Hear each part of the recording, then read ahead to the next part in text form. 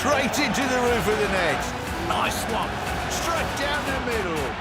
So a good performance from both teams here today. Hi, I'm Rupha Ramani and welcome to Firstpost. Let's get started.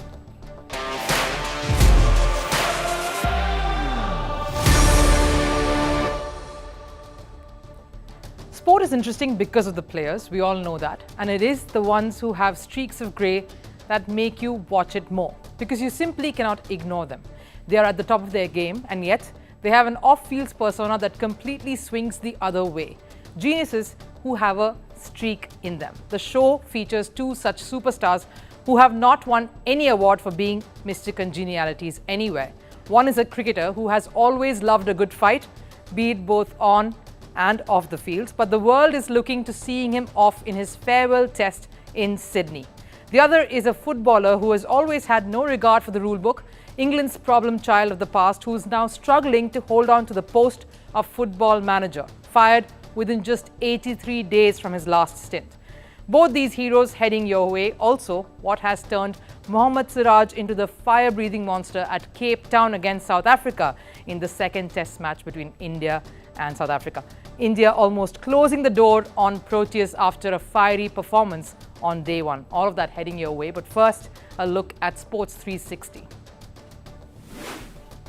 We'll start with cricket. Afghanistan beat the UAE by 4 wickets in yesterday's T20 match. The UAE batted first and scored 126 runs in their innings. Afghan pacer Naveen-ul-Haq took 4 wickets for just 20 runs. During the chase, Afghanistan reached the target with 9 deliveries left. They have clinched the 3-match T20 series 2-1.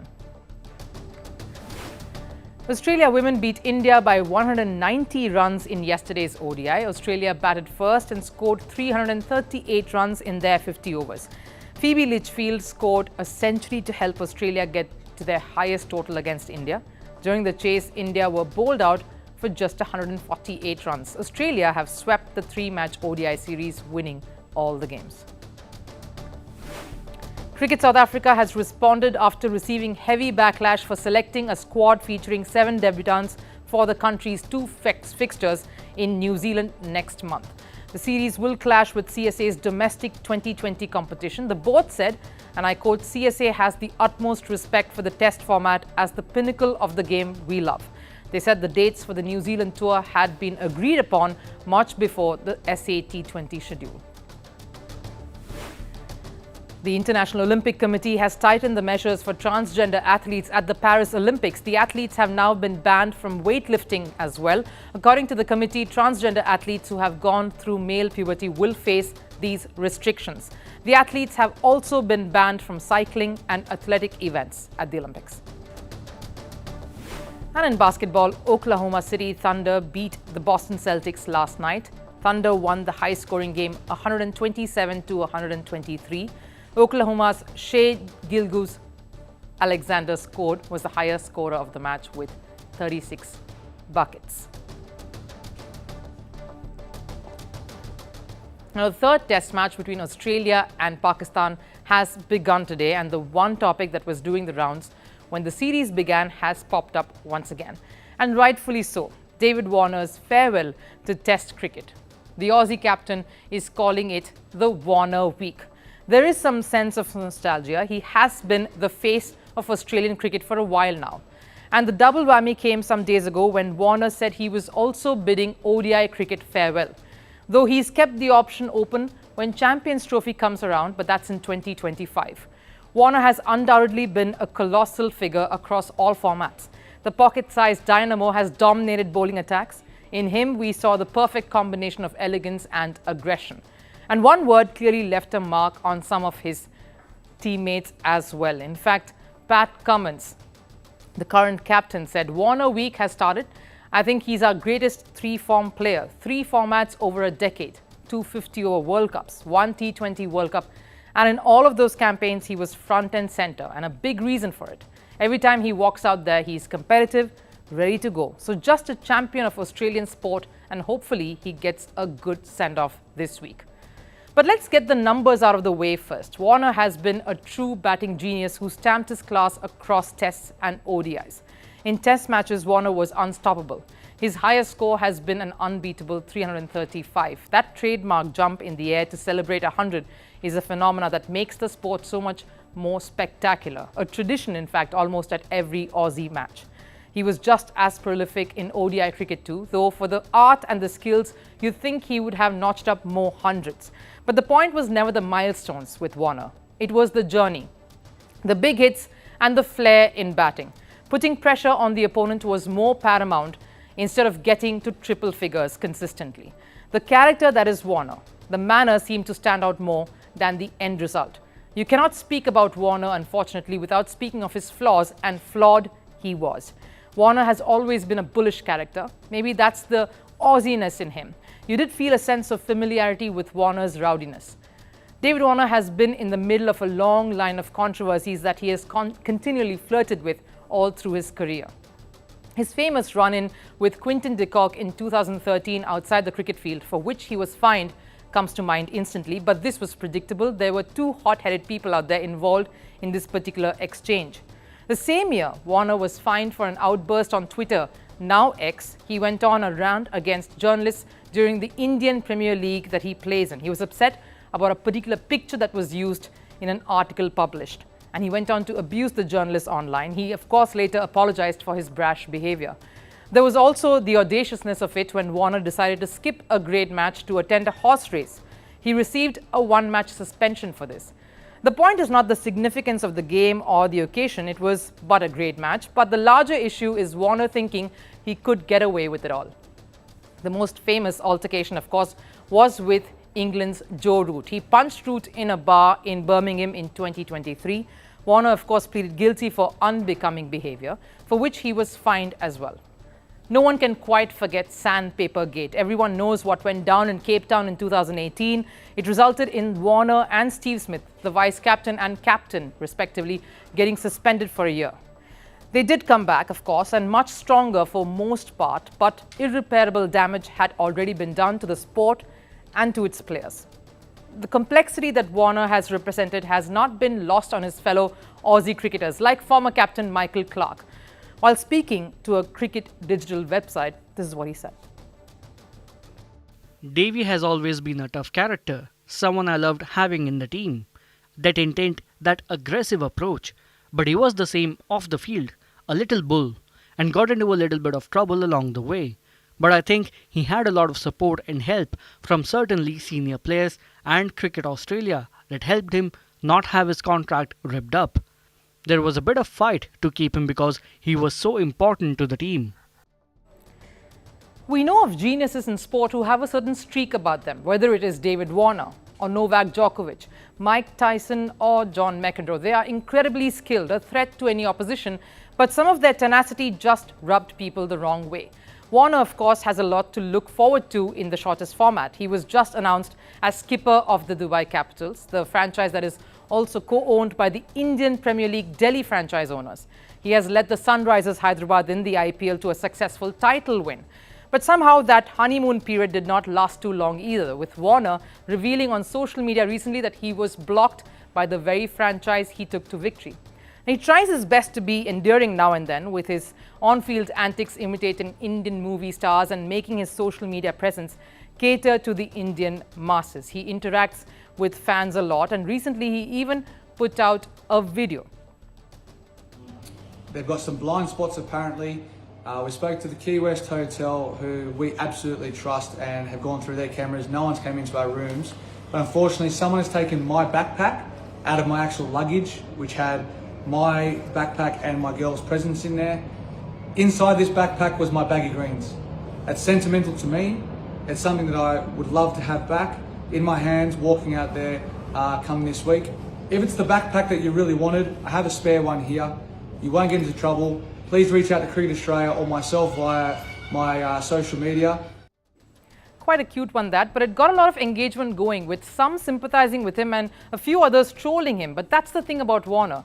There still is that edge to him that makes many appreciate him, no doubt, but from a safe distance. There will be few who would like to see the back of him for sure. Whether that is with grudging respect or simply a long-standing grudge, well, we can't really tell. Now we'll ask you a question. Does being a star player guarantee the skills needed to educate, motivate and inspire? Well, probably not. Not always, at least. Now I ask this question because of this man that you see behind me, Wayne Rooney. A once upon a time England star footballer, he was the manager of a second-tier English Championship club, Birmingham City. Yesterday, his tenure came to an abrupt end. He took charge in October 2023, and in less than 3 months, his managerial stint has been terminated. This is not the first time, though, but we'll get to that a little later. For now, let's stick to Birmingham and its story. The club has issued a brutal statement post the Rooney sacking. They said, and I quote, "The club's board and management are fully aligned and will continue to drive transformation and take bold steps to rebuild Birmingham City into the organisation its fans and community deserve."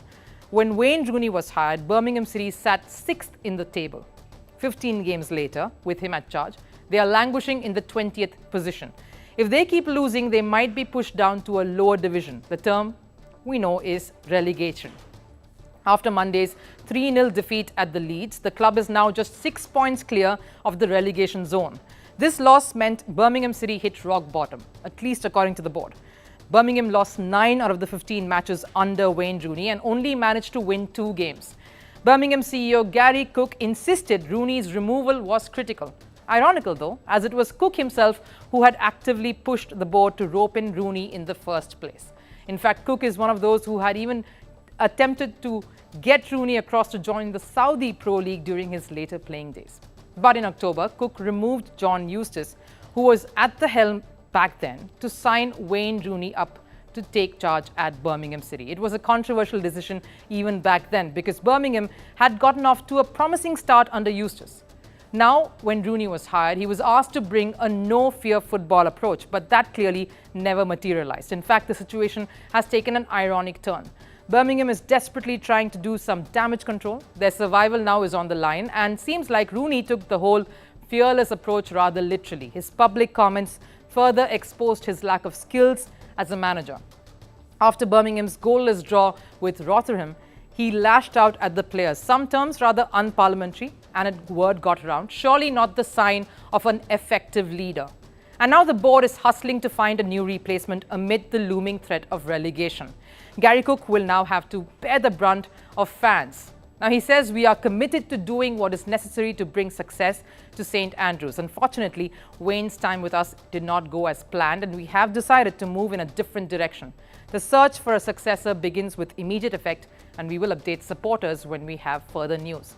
Until someone else holds the reins, professional development coach Steve Spooner will take interim charge of the club.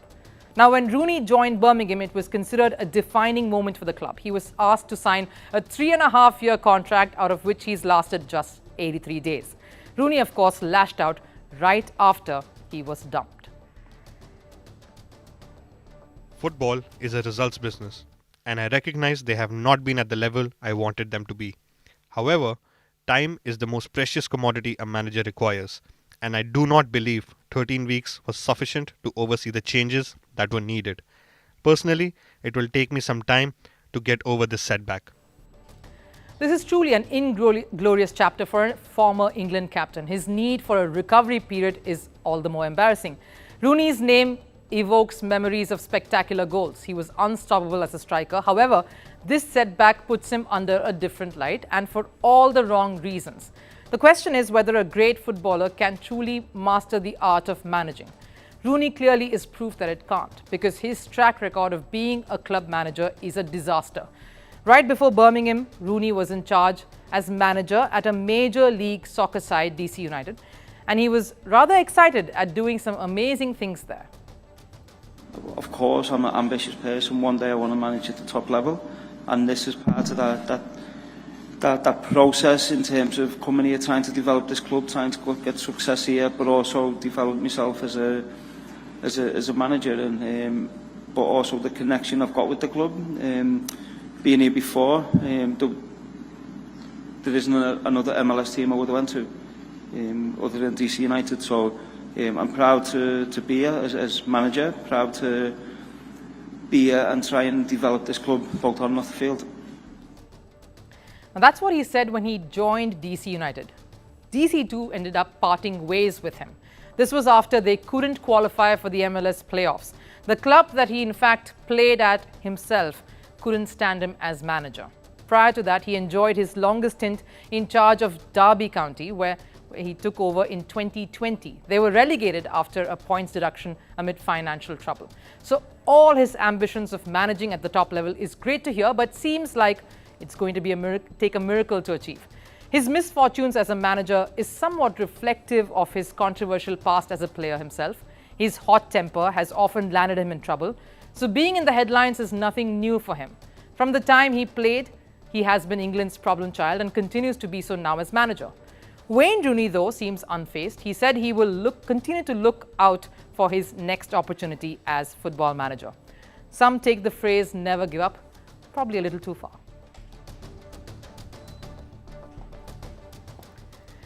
Now, the second test between India and South Africa has started off at Cape Town. The build-up to this test was highly acrimonious for India, especially after the drubbing the visitors face at the hands of South Africa over at Centurion, a venue that is not given too many happy memories to India.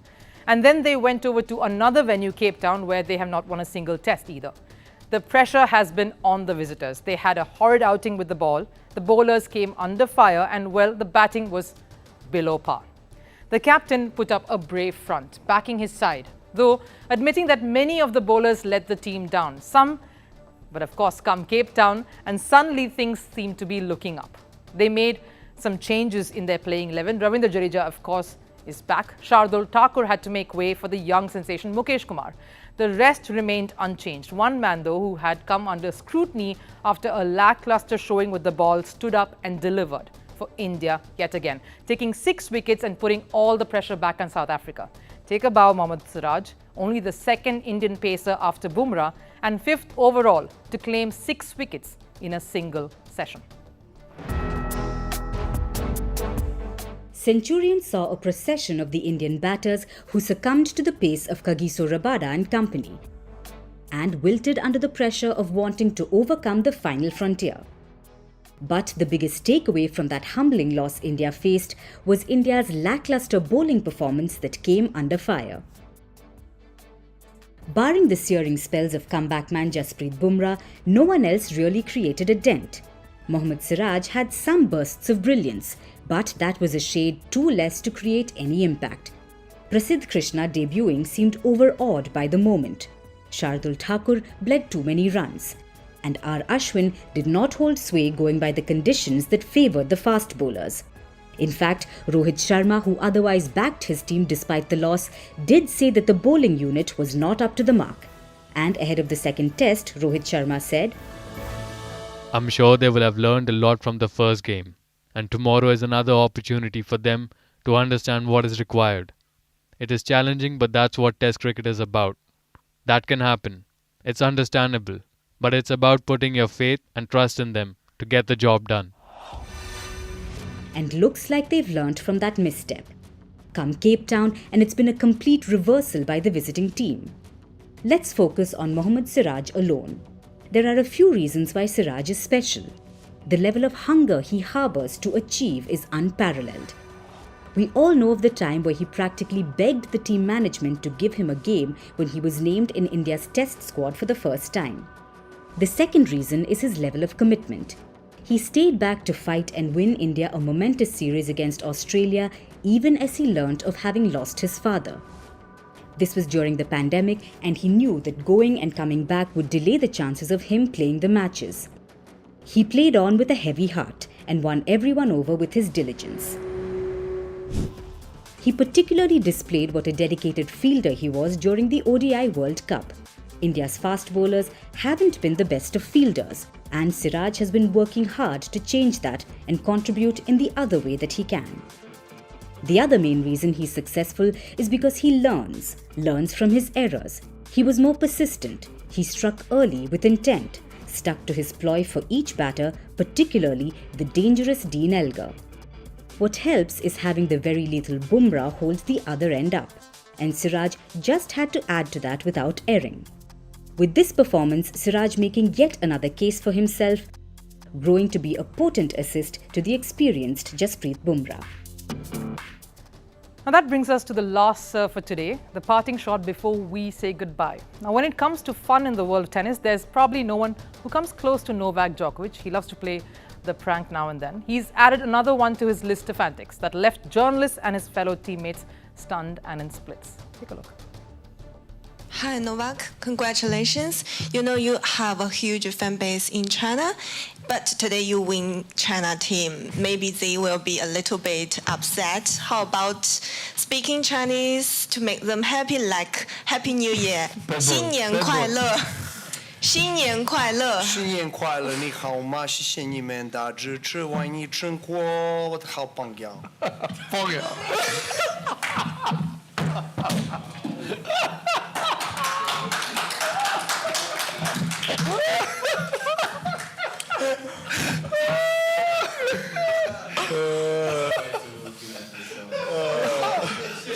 晓得，是榜样。Here you thought you only were missing Roger Federer and his command over multiple languages. I guess it's something to do with the tag of being world number 1. But thanks for watching First Sports here. I'll see you again tomorrow. Till then, of course, take care. Bye-bye.